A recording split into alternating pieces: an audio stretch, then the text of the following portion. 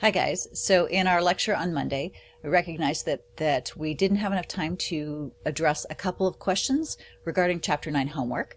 And I also had kind of glossed over preferred shares. So I'm going to spend just a couple minutes in this video answering a couple questions about Chapter 9 homework, particularly question 7 and question 21, which was one of the bond pricing questions. And then I'm just going to do a quick overview about preferred shares. As noted, they're the same as common stock in terms of our recording preferred shares, but I just want to talk a moment about what they are and why they're slightly different than common stock. So the first question was regarding question 7, and this was a little bit tricky because we had a bond that, while the face value was $90,000, it was issued at a discount. There was a discount on the bonds payable because the market interest rate was higher than the coupon rate. And in this case, I'm looking for there's my mouse. I'm looking for a mouse. In this case, the carrying value of the bond was $82,985. So the first thing that I would do is just note that what we have recorded is a discount on bonds payable of $7,015. One of the reasons that this question is a little tricky is that we have two interest payments. It's semi-annual. So in the first interest payment, we have the carrying value of $82,985, and we would like to know what the interest expense that will be recorded on our income statement will be. We're going to multiply that times the market interest rate, so 5%. And it's only half a year. So the time here, you can multiply it by 0.5 or you can divide this by 2. And you'll find out that the interest expense for the first half of the year is going to be $2,074.62. Great. So when we write the journal transaction for this, we're going to have a debit to interest expense for this $2,074. We're going to have a credit to cash. Now the cash that's going out in this case is based on the coupon rate. So the coupon rate is 4% times the face value of $90,000 divided by 2, because it's a semi-annual payment. So we'll find out that the cash that we're paying out is $1,800.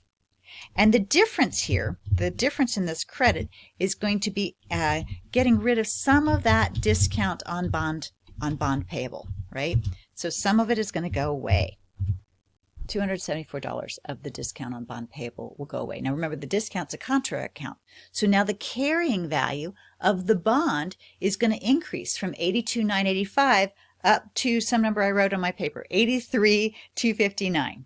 Right? So then we're going to add $274 to it. So the next interest payment that I'm going to be making is based on that new carrying value, $83,259. I'm going to do the same thing where I multiply it by 5% because that's the market interest rate. It's only half a year. And I'll find out that the interest payment for the second half of the interest expense for the second half of the year is this $2,081.50.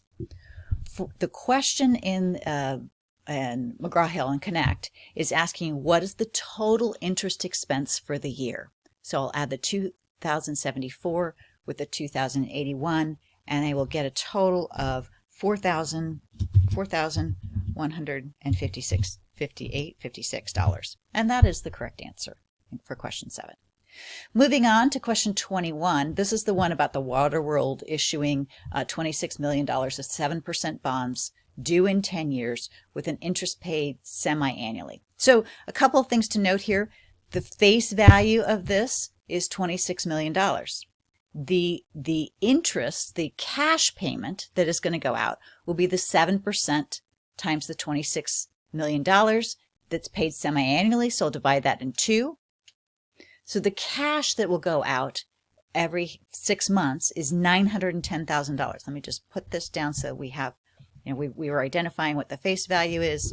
We now have the cash payments in annuity form are $910,000. The market interest rate in this case, the market interest is the market rate is 6%. So for a half a year, that's going to be 3%, right? That's my half. Ooh, make that a little bit easier to read. 3%, right? The market interest rate is 3%. So the question is, what are you willing to pay for this bond that has two promises? One promise is to send out a market interest of a coupon payment of $910,000 every 6 months, and at the end of the maturity date, or the end of the bond, to send out $26 million.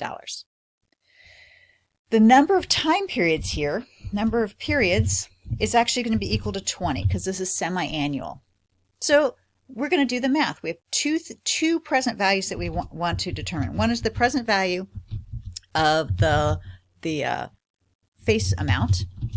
And so I'm going to take that $26 million, and I'm going to go find the present value of $1 for 3% for 20 periods. So I'm going to go out to my chart here. I'm going to look at 3% for 20 periods, 0.55368.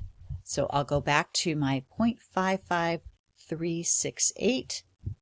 So $26 million times 0.55368. So part of the value, part of the today's value of that bond is going to be $14,395,680. That's going to be worth $14,395,680. So what we're saying is that the value in today's dollars of getting $26 million, 20 periods from now, 10 years, twice a year, the value in today's dollars for that cash flow is $14,395,680. The present value of the annuity.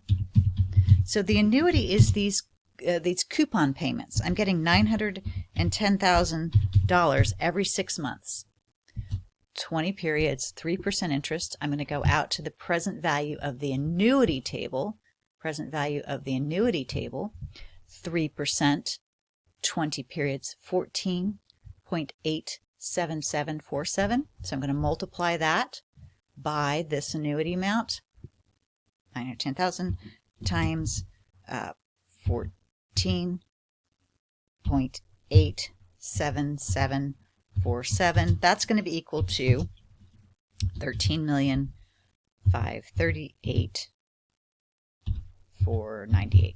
All right, I'm going to add these two together. So what we're saying is, in today's dollars, the value of getting $910,000 every 6 months for 20 periods, plus the value of $26 million 20 periods from now, discounted at 3%. When I add those two together, I'm going to get a total of $27,934,177, which is within my tolerance for the answers in McGraw-Hill. It really does depend on how many decimal points we take that out to. I think I took it out to 4 or 5.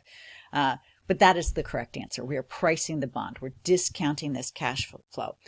The other way to look at this is if we were to deposit $27,934,177 today in the bank, we could withdraw $910,000 every 6 months for 20 periods and then get a payout of $26 million.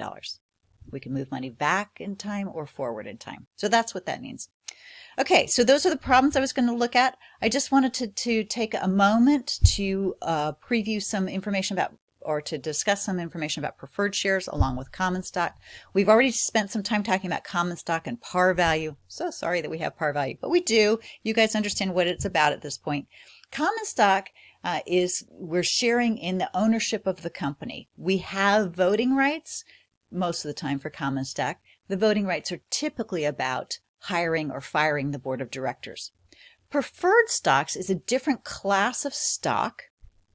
They're preferred with respect to dividends.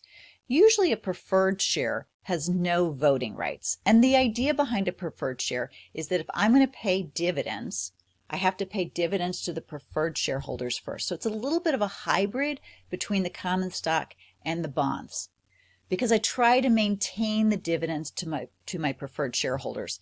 They're a little less risky than common stock because I do think I'm going to get dividends from them.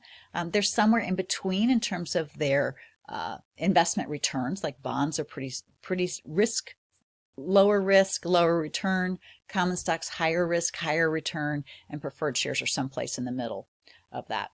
We don't have tax deductibility of payments.